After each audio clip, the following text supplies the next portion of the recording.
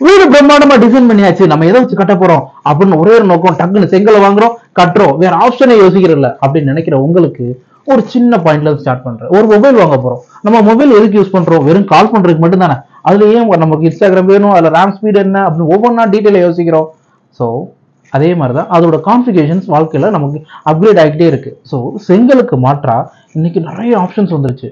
So AAC blocks first one, weight கம்மி, நம்மளோட quantity 2 feet இருக்கும், 8 inches ஹைட் வேற இருக்கும். ஸோ வெயிட் தண்ணியில் போட்டா மிதக்கும். இந்த செகண்டரி ஒன் மட் பிளாக். மட் பிளாக்னா இன்டர்லாக் பிளாக்ஸ், அதை தூக்கி வச்சு மெட்டீரியலே இல்லை, சிமெண்ட் எதுவுமே இல்லாம அப்படியே இன்டர்லாக் டைப்ல கொண்டு போய்கிட்டே இருக்கலாம். தஞ்சை பெரிய கோயில் கூட கட்டின same method. Finally solid blocks, நம்ம நிறைய காம்பவுண்ட் வால்ஸ்ல நீங்க பார்த்துருக்கலாம். ஸோ அதுல நிறைய லோயர் குவான்டிட்டி குவாலிட்டிஸும் வருது.